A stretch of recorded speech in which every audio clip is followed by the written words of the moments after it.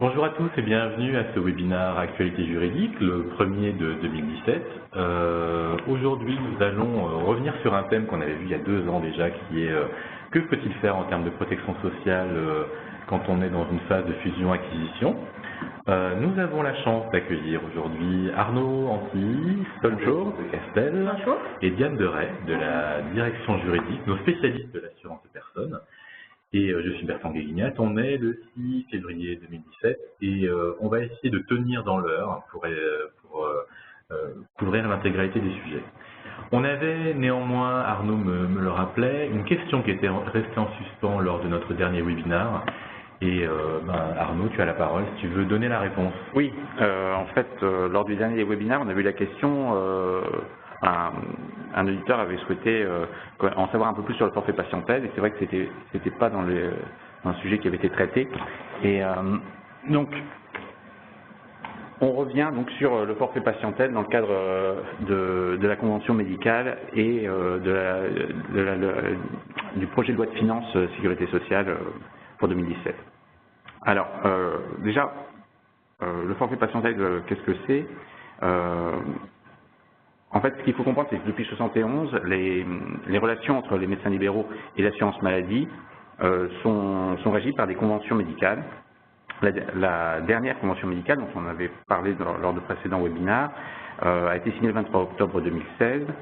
Et parmi les nouveautés contenues dans cette convention, il y a la restructuration de la rémunération forfaitaire des médecins, avec notamment donc la création du forfait patientèle. Alors, en fait, le forfait patientèle est désormais un des 3 mécanismes du système de rémunération forfaitaire, avec le RSOP, qui lui plutôt sur le côté pour encourager les bonnes pratiques médicales des médecins traitants, et le forfait structure, qui lui vise à aider les médecins dans le cadre de leur installation et de leurs équipements. Le forfait patientèle remplacera à compter de 2018 les rémunérations forfaitaires qui existaient déjà, mais qui visaient à chaque fois un public particulier. Donc les médecins bénéficient d'une rémunération forfaitaire, par exemple pour les personnes qui étaient en ALD, pour les personnes âgées, etc. Donc désormais, en fait, il va y avoir un seul forfait patientèle qui lui-même sera indexé sur les caractéristiques de la patientèle de chaque médecin traitant. On estime son montant à 14 000 euros par an par médecin traitant. Voilà.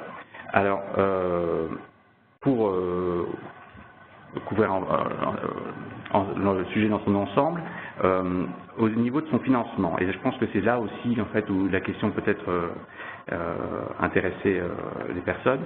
Donc, depuis 2014, les organismes complémentaires financent en partie le forfait, les rémunérations forfaitaires aux médecins traitants. Donc depuis 2014, 150 millions sont prélevés par les URSSAF, par l'URSSAF de Paris, d'Île-de-France en fait, qui sont reversés à l'assurance maladie et permettent de financer les rémunérations forfaitaires. À compter de 2017, il y a une légère modification puisqu'en fait, jusqu'à présent, la participation des organismes complémentaires a été limitée à 150 millions et désormais, nous serons sur un forfait de 5 euros par assuré et donc la participation des organismes complémentaires ne sera plus plafonnée. Sachant que le forfait patientèle qui, lui, sera mis en place à compter de 2018, il est prévu que le budget global qui lui soit alloué soit 250 millions pour 2018 et 300 millions pour 2019, il y a fort à parier que les 5 euros par assuré ne suffiront pas. Mais sans autre précision aujourd'hui sur les modalités de financement de ce forfait patientèle.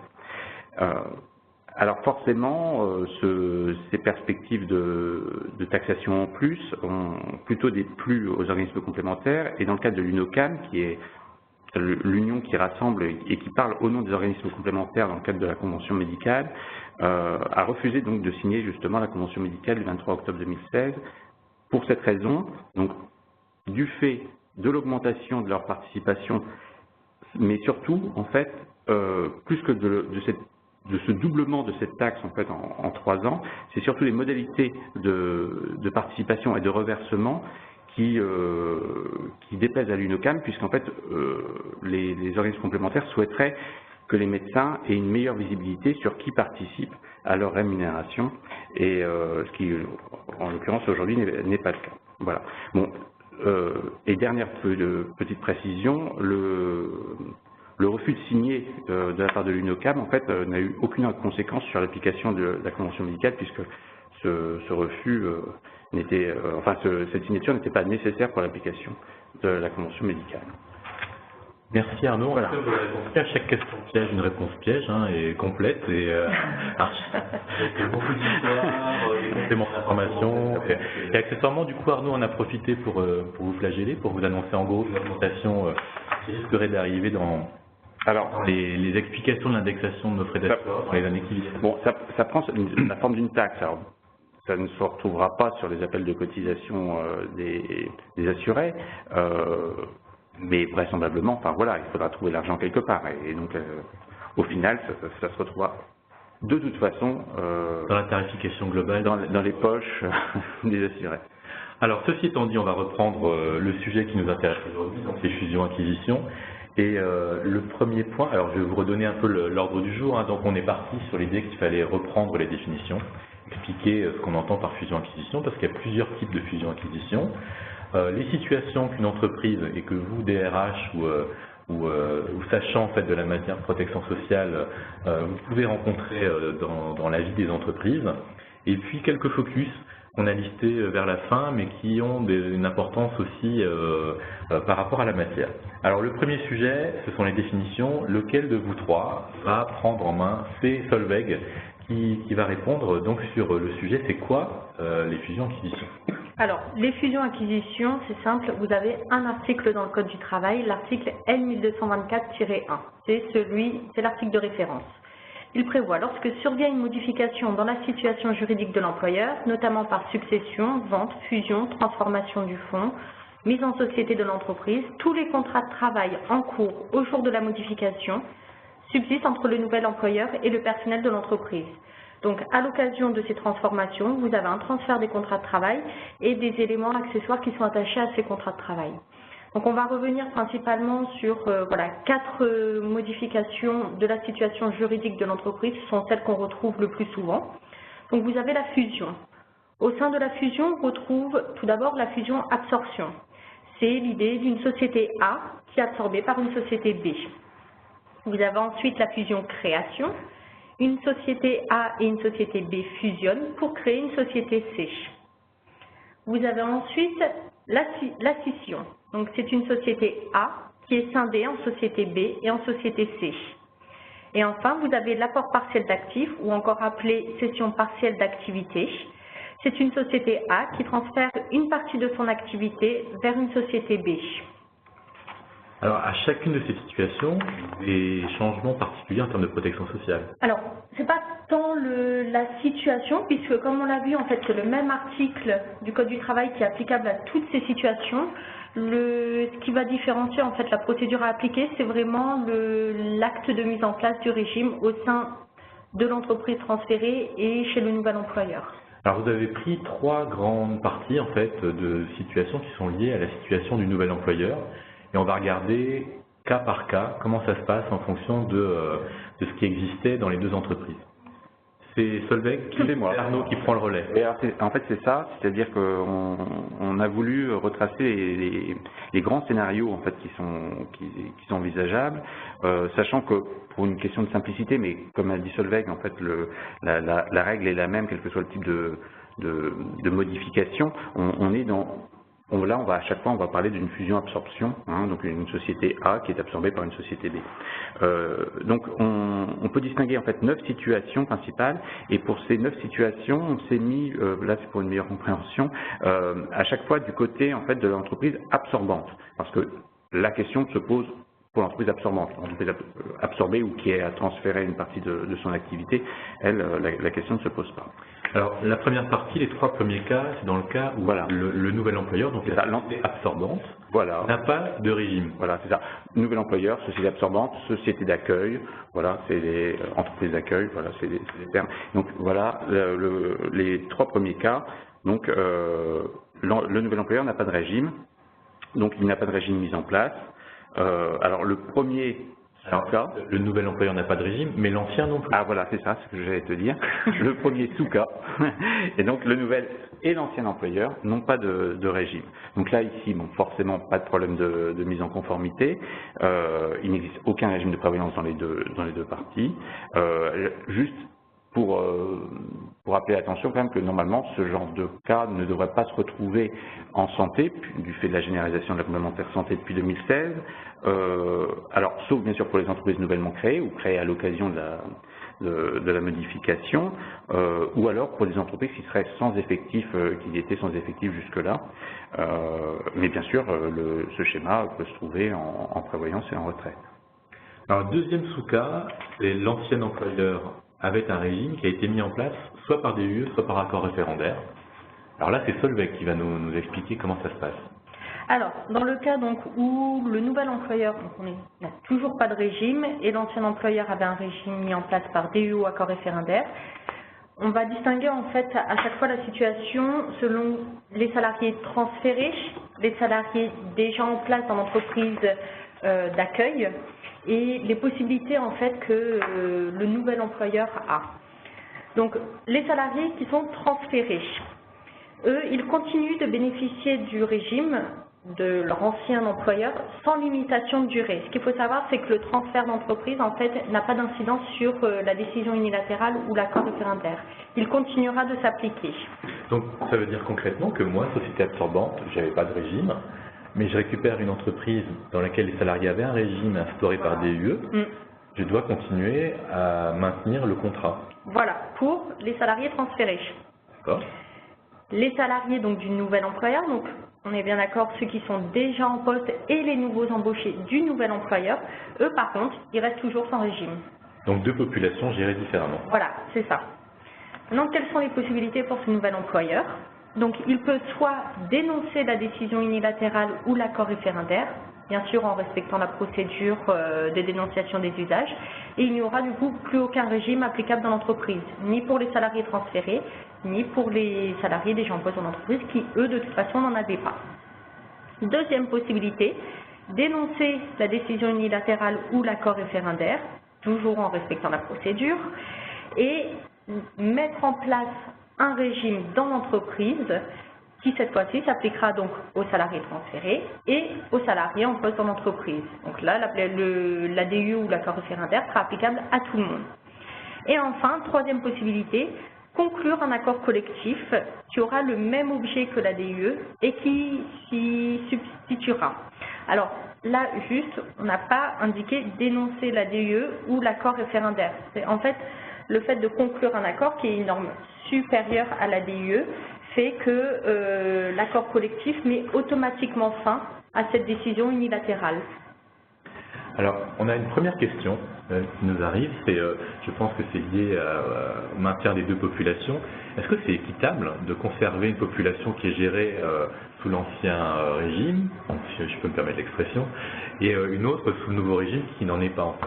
Alors, c'est équitable, mais si ça vous va, on reviendra en fait à la fin dessus, puisque c'est une question qui est traitée justement dans les focus. Alors le troisième sous-cas, on est toujours dans le cas où le nouvel employeur n'a pas de régime, société absorbante, mais l'ancien employeur, lui, il avait conclu un accord collectif pour instaurer son régime, et là, qu'est-ce qui se passe? C'est moi. Oui, alors voilà. Donc là, le nouvel employeur n'a toujours pas de régime. L'ancien employeur avait un régime mis en place par accord collectif. Alors, les salariés transférés, donc ceux qui bénéficiaient jusqu'à présent de l'accord collectif, vont continuer à en bénéficier pendant une période, alors un peu à l'image de ce qu'on a vu pour les salariés qui étaient couverts par une DUE, mais cette fois-ci, ce qu'il faut comprendre, c'est que l'accord collectif dont ils bénéficiaient, et uniquement pour eux, hein, bien sûr, est mis en cause du fait même de l'absorption, de la fusion-absorption. Donc ces salariés vont continuer de bénéficier de leur ancien régime pendant une période maximale de 15 mois, c'est-à-dire 3 mois de préavis, 12 mois de survie. Les salariés du nouvel employeur, eux, bien sûr, et à l'image un peu de ce qu'on vient de voir avec Solveig, n'ont pas de régime et il n'y a pas de raison qu'ils aient de nouveau un nouveau régime applicable. Alors juste une question sur les 3 mois de préavis et 12 mois de survie. Oui. Donc les 3 mois de préavis, c'est à 1er janvier par exemple, j'ai racheté l'entreprise B. C'est ça. Mon préavis peut démarrer à partir de cette date-là, pendant 3 mois. C'est ça. Et les 12 mois de survie, je ne peux pas réduire ce délai? Alors, on le voit après si tu veux bien, voilà.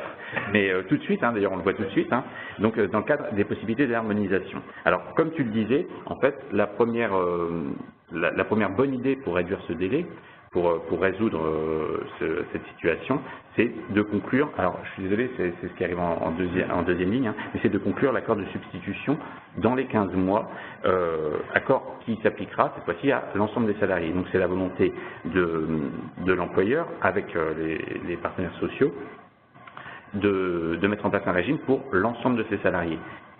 Dès lors que cet accord de substitution sera mis en place, l'ancien accord, lui, tombe de sa belle mort et voilà.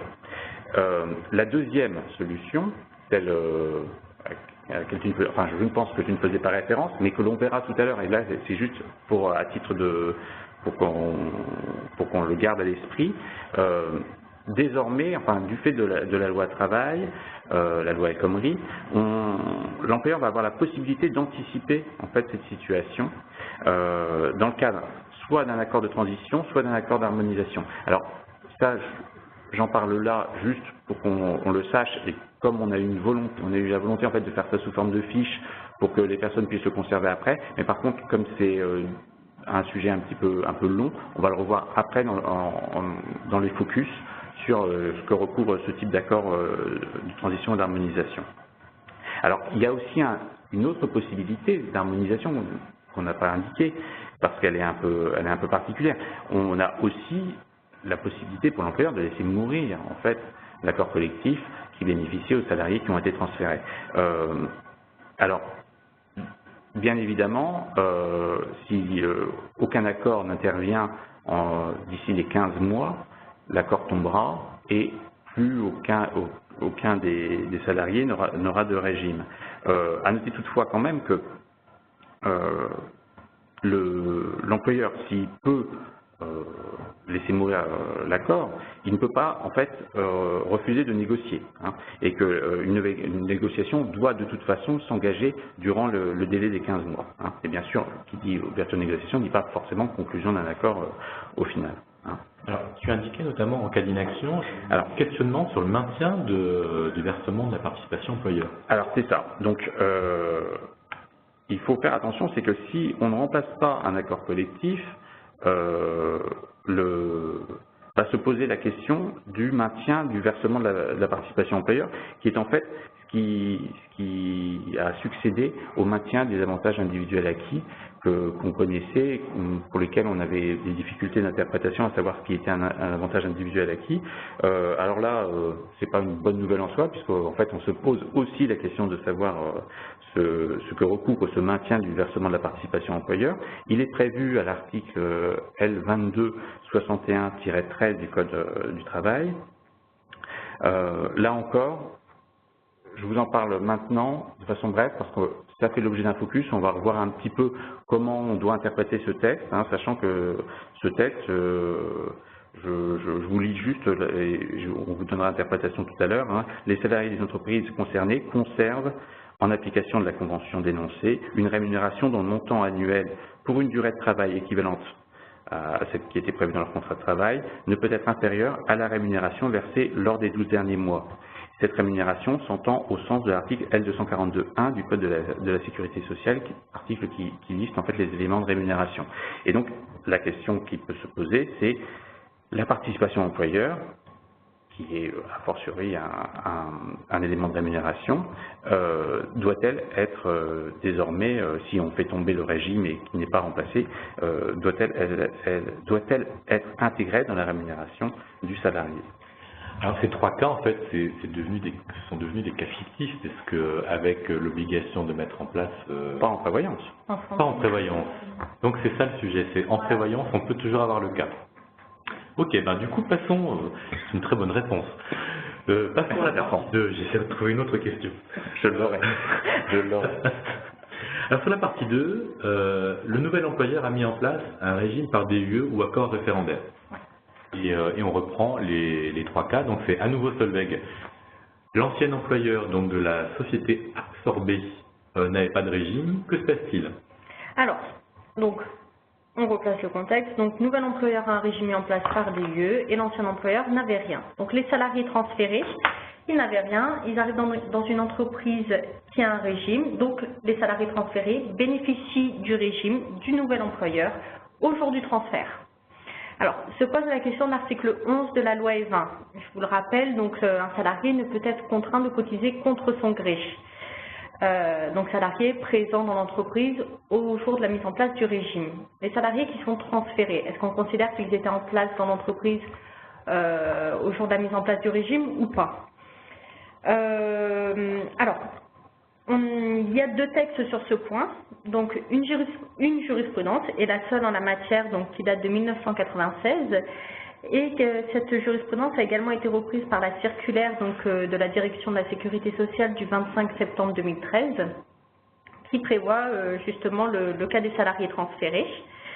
Et si effectivement donc l'application de l'article 11 donc, de la loi E20 ne pose pas de souci pour les salariés qui en fait, au jour du transfert, en fait, on reprend le contrat de travail et donc l'ancienneté du salarié.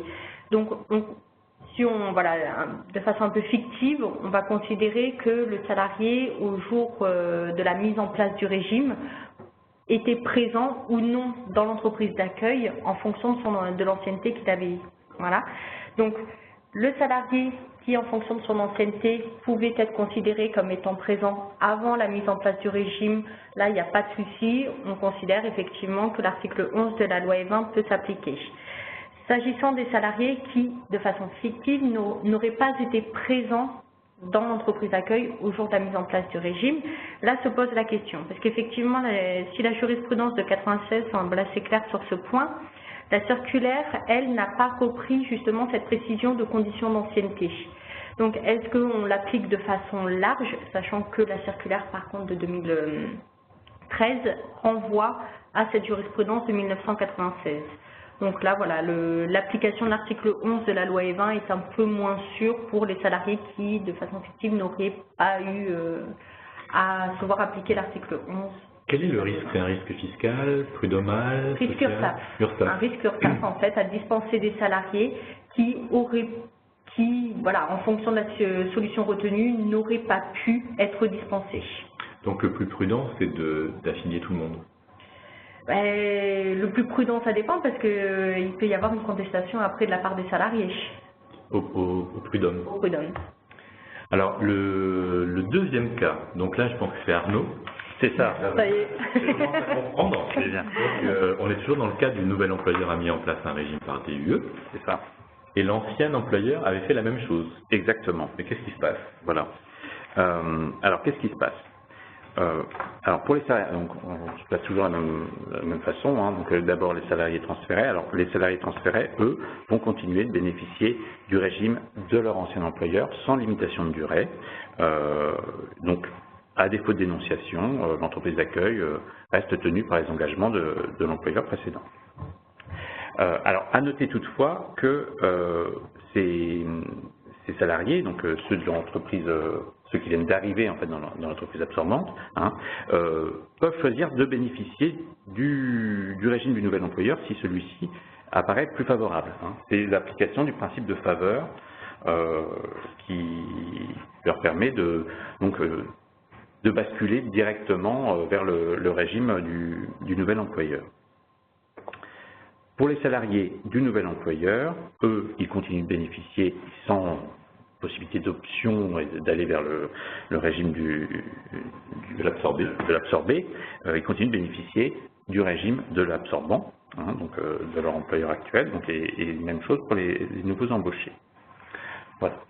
Au niveau des possibilités d'harmonisation, alors c'est les mêmes en fait qu'on a vu tout à l'heure avec Solveig, hein, donc c'est-à-dire la première possibilité, c'est bien sûr de dénoncer la DUE hein, ou l'accord référendaire, parce qu'on n'a pas précisé, mais DUE, accord référendaire se traite de la même façon hein, pour ce type de situation.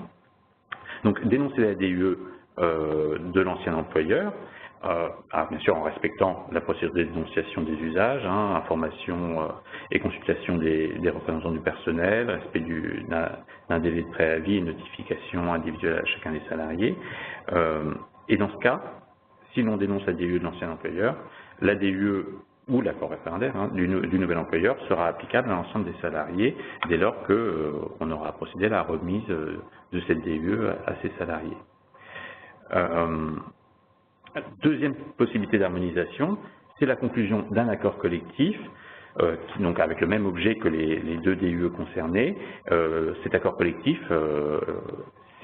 écrase, en fait, si vous voulez, les DUE, donc sans qu'il y ait besoin de les dénoncer, l'accord collectif trouvera pleinement à s'appliquer à l'ensemble des salariés concernés. Et si je fais rien, aucun risque? Je peux continuer à vivre mes deux DUE, mes deux régimes différents. Voilà, alors on va avoir deux régimes qui vont coexister dans la même entreprise, et on le verra tout à l'heure. En fait, ça fait l'objet de la question qu'on a reçue, donc du fait que cette coexistence est régulière. Alors, le troisième cas, c'est toujours le nouvel employeur, l'absorbant, a mis en place un régime par DUE ou accord référendaire. Et là, l'ancien employeur avait mis en place un accord collectif. Alors là, c'est un peu plus compliqué quand même. Alors, donc, toujours la même situation. Donc, dans un premier temps, les salariés transférés. Eux, ils continuent de bénéficier donc du régime de leur ancien employeur pendant une durée maximale de 15 mois, donc 3 mois de préavis et 12 mois de survie. Ça, Arnaud vous l'a expliqué. Donc voilà, l'accord est automatiquement mis en cause, donc c'est comme s'il était dénoncé, mais là c'est automatique du fait justement du transfert des salariés. Il va survivre pendant 15 mois. Et les salariés transférés pourront choisir, étant donné qu'il y a un régime donc, dans l'entreprise d'accueil, soit de continuer à bénéficier donc, du régime dont ils bénéficiaient avant, soit du régime du nouvel employeur. Alors Solveig, là j'ai une question. Dans ce cas-là particulièrement, ça veut dire que le DRH l'entreprise absorbante a l'obligation d'informer les salariés qu'elle absorbe du régime de ces salariés existants? Il y a une information obligatoire. Comment est-ce qu'ils peuvent savoir que le régime du nouvel employeur est plus favorable? C'est une très bonne question. C'est une très bonne question, peut-être. Mais question. Et du coup, les possibilités d'harmonisation qui existent, on reviendra peut-être à ce point-là. Oui, je reviendrai tout à l'heure. Alors, il y a ensuite les salariés du nouvel employeur, eux qui continuent de bénéficier du régime applicable dans leur entreprise. Pour eux, à chaque fois, la situation en fait ne change pas. Les possibilités d'harmonisation, donc soit Arnaud l'a expliqué tout à l'heure, le nouvel employeur a anticipé donc le transfert des salariés et a choisi donc de conclure soit un accord de transition, soit un accord d'harmonisation. Soit il conclut un accord de substitution, donc dans les 15 mois, qui s'appliquera à l'ensemble des salariés transférés et salariés déjà en place dans l'entreprise. Donc là, à nouveau, la même attention à apporter. En cas d'inaction, donc la décision unilatérale continuera de s'appliquer et question du maintien du versement de la participation employeur. Alors, du coup, on rentre dans la phase où le nouvel employeur, lui, il a été au maximum, il a mis en place son régime par accord collectif. Et même sujet, l'ancien employeur, lui, toujours la même situation, n'avait rien mis. C'est ça. Alors donc toujours la même situation. Donc premier cas, l'ancien employeur n'avait pas mis en place de régime. Alors donc, les salariés transférés, eux, vont bénéficier du régime du nouvel employeur dès le jour du transfert. Donc il y a une application du régime conventionnel au premier jour. Là, se pose pas de question du style article 11 de la loi E20, dont on a parlé tout à l'heure, où le salarié transféré aurait une possibilité de refuser l'adhésion au régime. Donc là, non, le régime s'applique pleinement. Il n'y a pas de possibilité de dérogation ou de dispense. L'application, bien sûr, est complète, puisqu'il là, pour le coup, il n'y a pas de concurrence entre un ancien accord et un nouvel accord. Les salariés du nouvel employeur, eux, bien sûr, bénéficient du régime qui est applicable dans leur entreprise. Même chose pour les nouveaux embauchés. Au niveau des possibilités d'harmonisation, c'est très simple, pas d'harmonisation nécessaire. Tous les salariés bénéficient du régime mis en place par accord collectif par le nouvel employeur. Alors, deuxième cas, l'ancien employeur, lui, avait mis en place son régime par DUE ou accord référendaire. Qu'est-ce qui se passe? Alors, pour les salariés transférés, donc, ils continuent à bénéficier du régime de leur ancien employeur, sans limitation de durée, à chaque fois pour la DUE, c'est comme ça de toute façon. Ils ont également le droit d'option, donc si le régime de l'employeur est plus favorable, ils peuvent demander à en bénéficier. S'agissant donc des salariés du nouvel employeur, eux, ils continuent à bénéficier du régime applicable dans leur entreprise. Maintenant, quelles sont les possibilités d'harmonisation? Donc, le nouvel employeur va pouvoir dénoncer la DUE ou l'accord référendaire, toujours en respectant la procédure de dénonciation des usages. Et l'accord collectif de l'employeur sera applicable ensuite à l'ensemble des salariés. Soit l'employeur choisit de négocier un nouvel accord collectif parce qu'il souhaite profiter de la situation, par exemple, pour améliorer son régime, revoir le régime qui est applicable dans son entreprise. Et dans ce cas-là, il négocie un nouvel accord et ce nouvel accord se substituera aux deux régimes existants. Très bien. C'était le 9e cas. Donc là, on a fait le tour des situations possibles. Non. Il en reste un. Ah, il en manque un cas. En fait, l'ancien employeur, c'est pour vérifier si vous suiviez. L'ancien employeur, lui, a mis en place un régime par accord collectif. C'est ça. Voilà, donc le nouvel et l'ancien employeur avaient tous les deux donc des régimes mis en place par accord collectif. Alors là, normalement, vu qu'on avait vu toutes les situations avant, c'est évident pour tout le monde. Les salariés transférés, eux, continuent de bénéficier de du régime mis en place par accord collectif chez leur ancien employeur, mais l'accord a été mis en cause, donc ils en bénéficieront pendant une durée maximum de 15 mois, donc les 3 mois de préavis et les 12 mois de survie légale. Ces salariés transférés ont une faculté, ont la possibilité de bénéficier du régime du nouvel employeur dès qu'ils le souhaitent, avant la fin de ces 15 mois. Donc ça, c'est l'application du principe de faveur.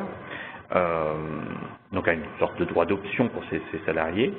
Pour les salariés du nouvel employeur de l'entreprise d'accueil, eux, ils bénéficient du régime mis en place par accord collectif dans l'entreprise, sans possibilité d'une option entre le régime entre le régime qui leur est applicable et puis le régime des salariés transférés.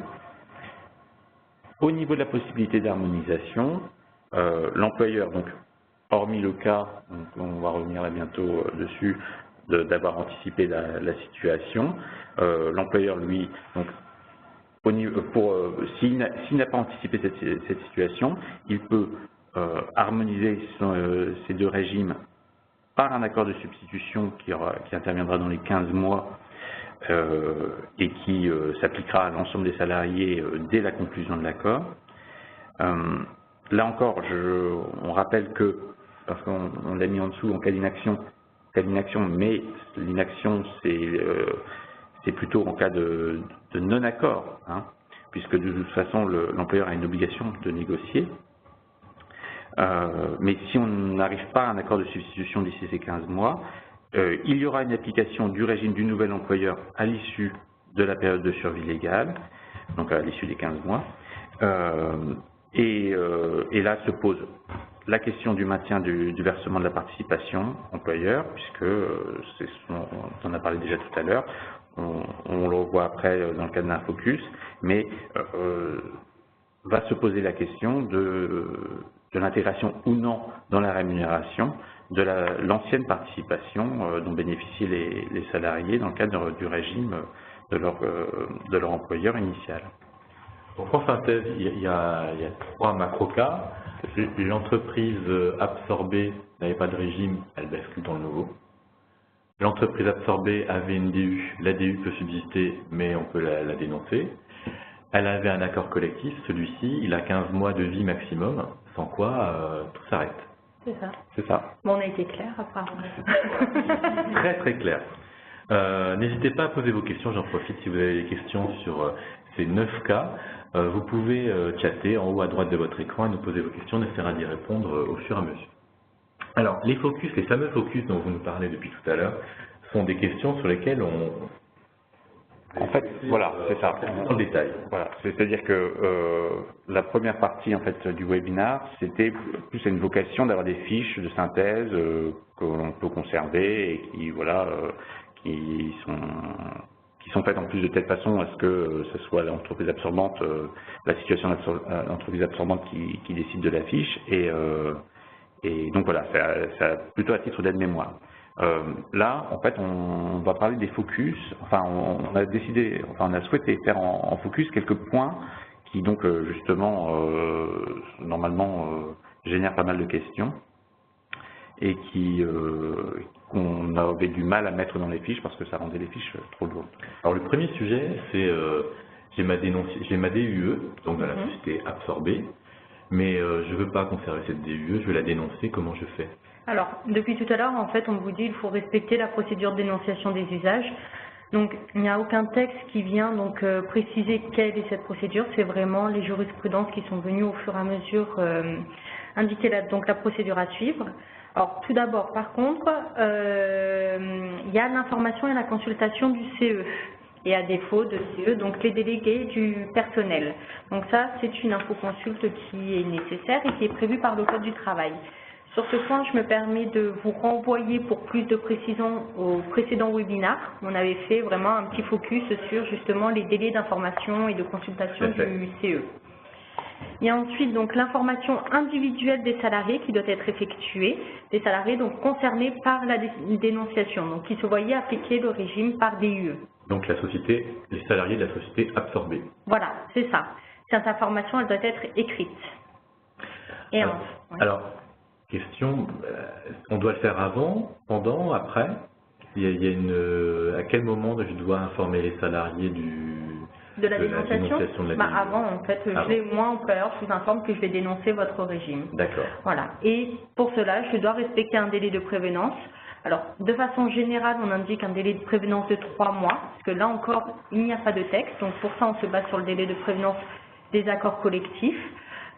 Sachant que ce délai de prévenance, il peut être plus ou moins en fait long en fonction de la taille de l'entreprise, des modifications qui vont être apportées. Si par exemple le but est de créer un super régime bien plus intéressant avec des taux de cotisation bien moins élevés et qu'il y a 5 salariés dans l'entreprise, 3 mois ça peut sembler effectivement un peu long, sachant que le nouveau régime sera plus favorable. Donc ce délai, voilà, peut être plus ou moins court. Alors, le deuxième sujet sur lequel vous vouliez faire un focus, c'était la mise en cause de l'accord collectif. Donc, c'est en fait la dénonciation de l'accord collectif. Comment est-ce qu'on doit faire? Oui, alors, oui, on a parlé dans les fiches de la mise en cause de l'accord collectif. Alors, la mise en cause de l'accord collectif, c'est quoi? En fait, c'est traité par l'article L2261-14 du Code du travail. En vertu de cet article, lorsque une fusion, une scission intervient, l'accord qui est en place dans l'entreprise absorbée est automatiquement mis en cause. Donc, la mise en cause de l'accord collectif, en fait, intervient à chaque fois que l'absorbé avait un accord collectif en place. Cette mise en cause entraîne la survie de l'accord pendant une période, donc maximum de 15 mois, une période qui doit servir à négocier. À négocier le texte qui devra remplacer cet accord, donc ce qu'on appelle un accord de substitution. À défaut d'accord de substitution, le délai s'appliquera jusqu'aux 15 mois.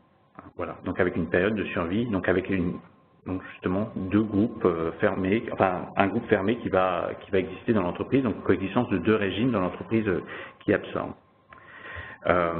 Alors, nouveauté dans le cadre de la loi travail, la possibilité désormais de signer l'accord de substitution sans attendre le préavis de 3 mois. En fait, on avait une jurisprudence de la Cour de cassation qui disait que la période le délai de préavis n'était pas les 3 mois donc du départ n'était pas une période qui permettait la signature de l'accord. C'était un petit peu dommage parce que vous imaginez notamment dans le cadre des mises en cause que les parties sont d'accord sur ce qu'elles veulent faire, et donc désormais avec la loi El Khomri on peut signer un accord de substitution dès la mise en cause de l'accord, donc peu importe que les 3 mois de préavis soit fini ou non.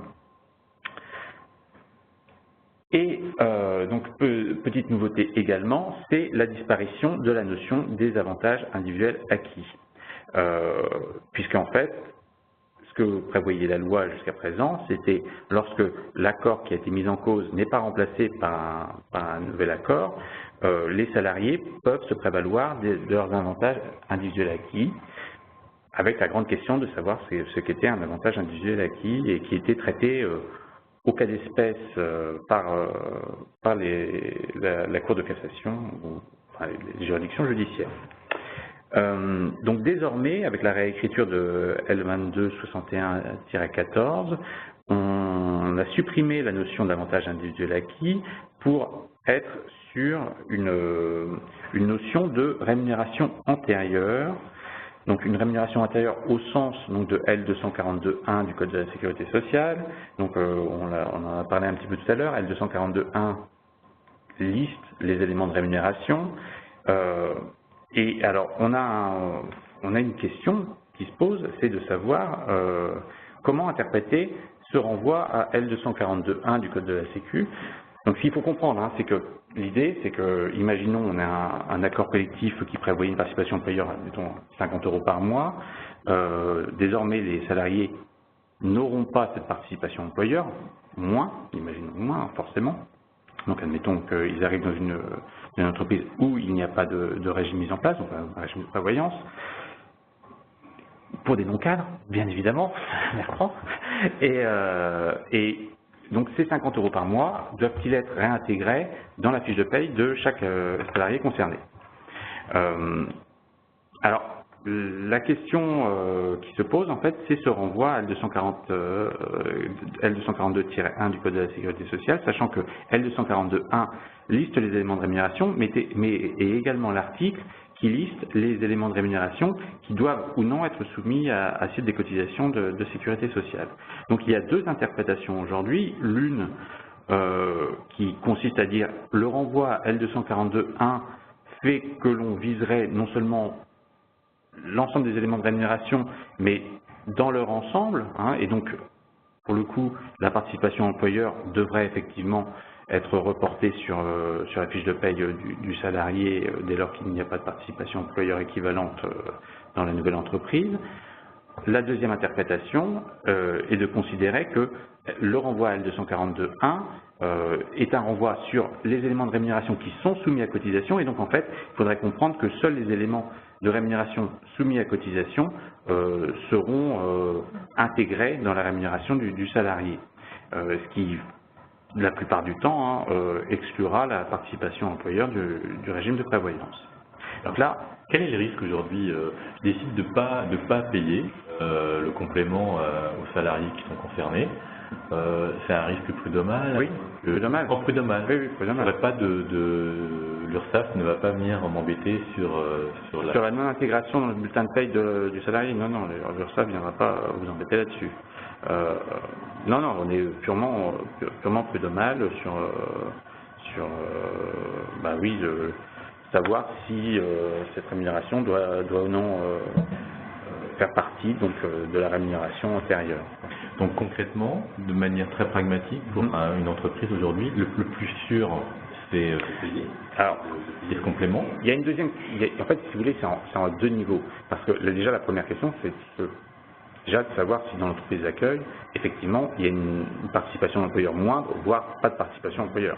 Parce que la plupart du temps, on peut imaginer que des entreprises absorbées vont retrouver un régime qui ne sera pas équivalent, mais avec une participation employeur qu'on fait relativement proche. Et donc voilà, donc ça sera à déjà examiner si on est dans la situation où le salarié effectivement a une perte de rémunération. La prudence, effectivement, comme tu le disais, ce serait d'intégrer cette participation dans le bulletin de paye. Mais bon, ça, pour le coup, chaque employeur regardera et examinera. Voilà. Le focus. Et du coup, renégocier un nouvel accord, du coup. Comme Oui, ça, il n'y a alors, plus de questions. C'est ça, voilà. Alors après, on est aussi, bien sûr, on est dans une situation qui est quand même un peu particulière aujourd'hui, qui est la situation où les salariés bénéficiaient d'un accord collectif, arrivent dans une société, enfin dans une société qui ne souhaite pas procéder à un accord de substitution. Donc voilà, ça fait quand même plusieurs éléments avant d'arriver à la question de se poser du maintien ou non de la rémunération antérieure. Alors le sujet suivant, justement, c'est l'anticipation de la négociation. On en avait parlé un peu, mais on voulait revenir sur le sujet. Donc c'est Solveig qui voulait nous rappeler ce que c'était que les accords de transition et puis d'harmonisation. Alors ce sont deux nouveautés qui ont été introduites par la loi travail donc, du 8 août 2016. Tout d'abord, l'accord de transition. L'accord de transition et d'harmonisation, en fait, ils permettent de négocier en fait un nouveau régime applicable avant le transfert. Jusqu'à présent, toutes les situations qu'on vous a expliquées, l'accord, la DUE ou enfin le nouveau régime doit être négocié une fois le transfert des salariés effectué. Là, la possibilité, c'est d'anticiper, donc d'ouvrir les négociations avant la modification juridique de l'entreprise. Donc tout d'abord, l'accord de transition qui est prévu par l'article L 2261-14-2 du Code du travail. Cet accord, il va être négocié entre l'ancien et le nouvel employeur et les partenaires sociaux de l'ancien employeur uniquement. Il met en place un régime uniquement pour des salariés qui vont être transférés et ce régime donc aura une durée maximale de 3 ans. À l'expiration donc de ce délai de 3 ans, le régime du nouvel employeur s'appliquera automatiquement. Alors, petite précision, c'est que dans le cadre de cet accord, en fait, les salariés n'ont pas le droit d'option. Ils ne bénéficieront que du régime qui a été renégocié. Il y a ensuite l'accord d'harmonisation ou d'adaptation qui est prévu par l'article L 2261-14-3 du Code du travail. Et dans ce cas-là, par contre, il y a plus d'acteurs qui interviennent dans les négociations. Il y a l'ancien employeur, le nouvel employeur et les partenaires sociaux de l'ancien et du nouvel employeur. Le but ici est de négocier un nouveau régime qui sera applicable tant aux salariés transférés qu'aux salariés de l'entreprise d'accueil. Donc en fait, au jour du transfert, tous les salariés bénéficieront automatiquement du même régime. Et cet accord, contrairement donc à l'accord de transition qui lui est à durée déterminée, lui peut être à durée déterminée ou indéterminée en fonction donc, de la volonté des parties. Donc là, en fait, ce sont deux nouvelles formules qui n'existaient pas auparavant. Oui. La première, c'est entre guillemets se créer un SAS pour faire passer les salariés de la société absorbée vers le régime général, entre guillemets. Et puis l'accord d'harmonisation, c'est on prend tout le monde, on se met autour de la table et on travaille ensemble. C'est ça. Et ça, on peut le faire avant. Le transfert en fait effectif. Voilà. Donc des mesures plutôt facilitantes dans le quotidien. Deuxième. Alors, petite question aussi sur les groupes fermés. Ah voilà, groupes fermés, c'était l'objet d'une question qu'on a vue tout à l'heure sur la régularité de la coexistence en fait de deux régimes en place.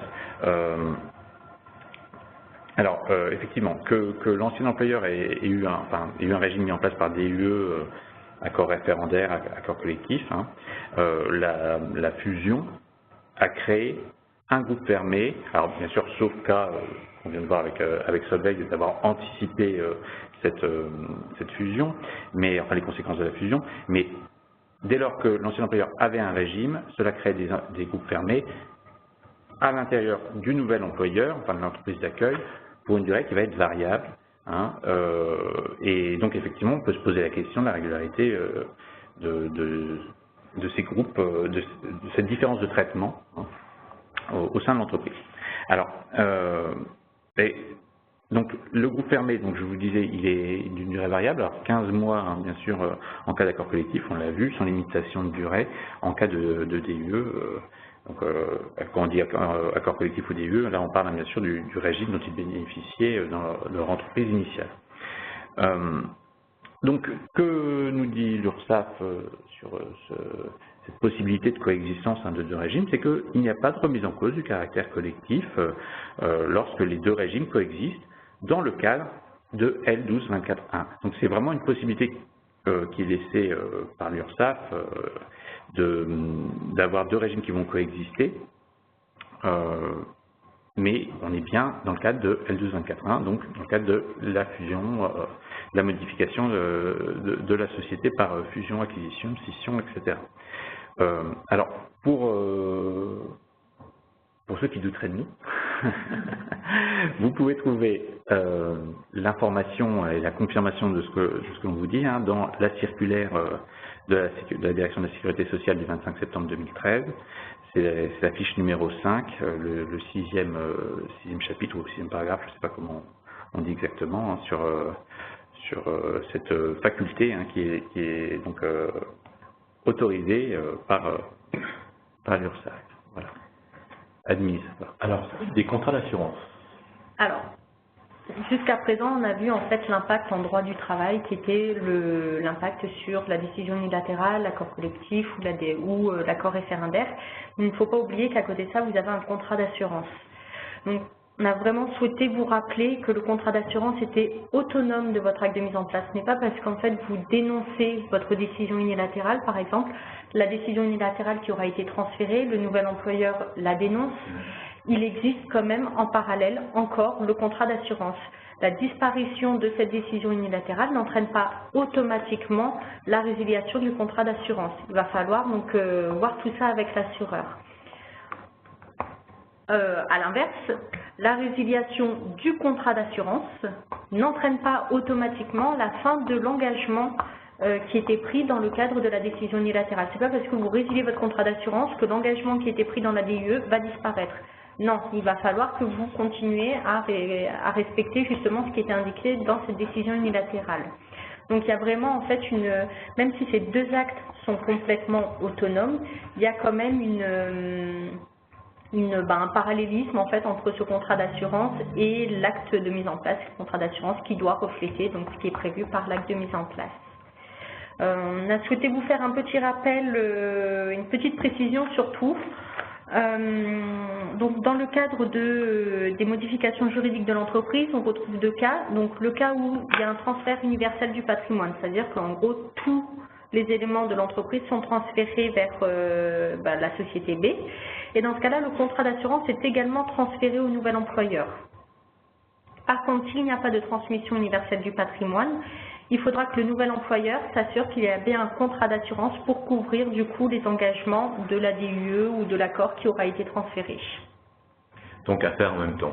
Voilà. C'est en tout cas en même temps. Voilà. Oui, c'est un parallélisme indispensable. Alors, on en arrive à la fin de ce webinaire. On a eu assez peu de questions finalement, mais il y en a une qui est intéressante. On nous demandait, les différents schémas qu'on a vus précédemment sont-ils amenés à évoluer? La loi El Khomri est-elle la dernière réglementation en la matière notamment? Pour le moment, on est le plus à jour possible, donc oui, la loi El Khomri est la dernière sur qui est venue modifier. l'innovation de nos parlementaires. Là, on n'a pas de on ne limite. sait pas. Donc aujourd'hui c'est à jour, demain Voilà. ça va être un autre jour. Ce qui est sûr, c'est que ça sera amené à évoluer, mais le Donc, délai, voilà, ça on ne sait pas. Hein. Mais en tout cas, les fiches sont à jour. Alors, du coup, comme on avait très peu de questions, vous avez décidé d'innover pour ce webinaire et de poser vos propres questions. C'est un petit quiz de fin de séance. Donc, Vous avez tout bien suivi. alors, c'est toi, Solveig, qui mène, je t'en prie. Alors, on a souhaité en fait mettre en pratique tout ce qu'on vient de vous expliquer. Donc, un premier cas. Voir si c'est clair pour vous. Voilà. Donc, la société Émile a pris le contrôle de la société Emage car elle a acquis la majorité de son capital social. La société Emage s'appelle désormais les Anges de Mini. Qu'arrive-t-il aux salariés de cette société? Alors, avant qu'on rentre sur le... J'aime beaucoup les juristes parce que vous avez toujours un humour assez pointu. C'est un petit clin d'œil à des... Sans illicite, aucune drogue, aucun alcool n'a été pris. À des chansons des années 80, c'est bien ça que je comprends. D'accord. Alors, on a trois possibilités. Alors, la première, il y a une modification de la situation juridique de l'entreprise et on applique donc l'article L1224-1, donc avec toutes les dispositions qu'on vient de vous expliquer. La deuxième, ils cherchent un peu de chaleur à mettre dans leur cœur. Et la troisième solution, rien du tout, l'employeur est toujours la même société. Alors Bertrand. Ah, moi je connais la réponse. Et je connais la bonne réponse. Alors, réfléchissons. Il y a eu une modification de situation juridique de l'entreprise. Est-ce que je dois appliquer le L1224-1 Ça ne se pose pas comme ça la question. La question c'est, tu analyses, quand tu lis la question, tu analyses qu'il y a une modification juridique de l'entreprise. Et que donc, en conséquence, tu dois faire application de L1224. Écoute, j'hésite. J'hésite avec la B. Vous laissez répondre. Alors, en fait, il n'y a pas de modification juridique de l'entreprise. Il y a juste, en fait, l'employeur qui change. Donc, on n'a pas de transfert de société de salariés, on n'a pas de transfert de contrat de travail. C'est l'employeur et le nom de la société qui changent, mais pas d'application de l'article L1224-1. Enfin, c'est le propriétaire qui a changé, même, c'est pas l'employeur. Oui. Forcément, ce n'est pas la réponse B, donc il reste la réponse C. Les salariés donc restent dans la même situation dans laquelle ils étaient auparavant, avec le régime s'il y en avait un qui... Alors, je voudrais juste vous rappeler que si vous voulez participer au quiz, plutôt que ce soit moi qui réponde, n'hésitez pas, vous pouvez, au moment où vous voyez la question et les réponses, proposer vos réponses directement dans la fenêtre de chat en haut, et puis on verra qui sont les meilleurs d'entre vous. Alors, il y a une deuxième question. Alors, là, c'est Diane qui nous rejoint pour la première fois aujourd'hui, qui prend la main et qui nous explique ce cas. Alors bonjour, donc la société Connemara est une société d'édition qui produit des livres et des disques. Son régime frais de santé est mis en place par DUE. Elle se réorganise et crée une nouvelle société, la société Sichel Mardou, à laquelle elle cède son activité de production de disques. Les salariés affectés à cette activité lui sont transférés en application de l'article L1224-1 du Code du travail. Que faire? Là, vous avez encore trois réponses possibles. Donc la première, rien. Tous les salariés bénéficient sans limitation de durée de la DUE de la société Connemara, y compris les salariés qui seront embauchés à l'avenir. B. J'appelle mon chargé de clientèle pour lui parler des landes de pierre autour des lacs, qui sont pour les vivants un peu d'enfer. C. La société Sichel Mardou doit dénoncer la DUE et mettre en place une nouvelle DUE applicable à l'ensemble des salariés. L'ancienne DUE ne bénéficie en effet qu'aux salariés transférés et il ne faut pas oublier de couvrir les salariés qui seront embauchés à l'avenir. Alors, ça me fait penser un peu à l'Irlande, tout ça, mais une question quand même qui est assez importante, c'est la société Sichel Mardou est une nouvelle société qui est... Tout à fait. On est donc dans une scission d'entreprise. Tout à fait. On est plutôt dans un apport partiel d'activité. C'est-à-dire qu'il y a une nouvelle société B qui a été créée et la société A lui transfère une partie de son activité, donc l'activité de production de disques. Alors, je vois qu'il y a très peu de monde qui répond, en fait, donc bravo, d'abord. Et moi, je vais proposer le C, non pas parce que j'ai très bien analysé les choses, mais parce que je connais la réponse. Et donc, effectivement, je vais nous expliquer pourquoi. Donc, effectivement, c'est la réponse C. Pourquoi? Avant tout, la réponse A ne serait pas fausse s'il n'y avait pas de salariés embauchés à l'avenir. C'est-à-dire qu'on pourrait tout à fait imaginer une société B qui, ad vitam aeternam, conserve la même DUE pour tous les salariés transférés. Mais cette réponse ne serait valable qu'à condition qu'aucun salarié ne soit embauché à l'avenir. Parce qu'en effet, la DUE ne va être applicable qu'aux salariés transférés et pas aux nouveaux salariés. C'était le piège. C'était tout à fait le piège. Et donc, tu voulais nous chanter la dernière réponse. Non, je plaisante. On va passer à la question 3 qui sera la dernière et n'hésitez pas à répondre parce que vous voyez, il y a quelques pièges derrière l'humour juridique, je trouve quelques points de fantaisie. Alors, c'est moi. Arnaud, voilà. On t'écoute. Donc les salariés de la société Clo-Clo ont un très bon régime de frais de santé mis en place par DUE qui prend en charge les séances d'ostéopathie, les forfaits naissance, des séances d'orthoptie, la chirurgie réparatrice, voilà, etc. Au 1er mars 2017, ces salariés sont transférés vers la société Alexandrie qui bénéficie d'un régime mis en place par accord.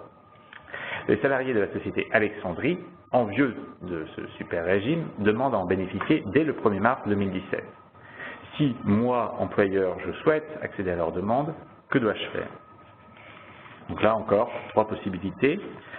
Je suis désolé, je ne peux rien faire car ils ont plus investi qu'un barracuda. Voilà. Et, j'ai anticipé les négociations et j'ai harmonisé les régimes avant le transfert. Ou petit c, je dois dénoncer la DUE et harmoniser les 2 régimes. Alors, je suis un peu embêté. Alors le barracuda, je pense que non. Non, c'est vrai que c'est pas la bonne réponse. C'est bien d'anticiper. Moi, j'aurais plutôt anticipé les négociations. Ah oui, c'est parce que tu es un bon employeur, tu auras anticipé. Ouais, oui. D'accord, tu auras négocié. Mais c'est pas ça. Ah, regarde. Eh oui, voilà. Et pourquoi tu n'aurais pas pu anticiper et négocier? Parce que tu as un régime mis en place par DUE. Décision unilatérale. Voilà. Oui. Et donc, en fait, tu n'avais pas la possibilité de négocier, de faire jouer un accord d'harmonisation ou de transition. Ah, c'est un une point. précision que j'ai pas apportée Oui. tout à l'heure. Vous attendez la fin du webinaire pour nous annoncer ça. C'est plus un outil de ma part, effectivement. Donc, les accords de transition et d'harmonisation ne jouent que lorsqu'il y avait un accord dans l'entreprise transférée. Et non pas une DU. Voilà. D'accord, très bien. Donc en fait, je considère que je n'étais pas complètement à côté de la plaque. Hein. Non, c'est vrai. C'est pas mal. Mais néanmoins, avec cette petite réserve, effectivement, la bonne réponse était la réponse C. Je dois dénoncer la DUE et harmoniser les 2 régimes. Alors, ceci met fin à notre webinaire. Merci beaucoup à tous les 3 pour la clarté des explications, parce que même moi, j'ai compris à peu près comment je devrais faire. Vous pouvez retrouver ce support de présentation qui sera téléchargeable dès que vous allez vous déconnecter. Nous avons encore 2 sessions du webinaire. Si vous souhaitez reparticiper, vous pourrez ou nous envoyer des questions, on essaiera d'y répondre en ligne. Merci à tous les 3 en tout cas de votre présentation. Merci. Merci Alice pour le support technique aujourd'hui. Et nous vous souhaitons collectivement un bon appétit et à la prochaine fois. Merci. Au revoir. Au revoir.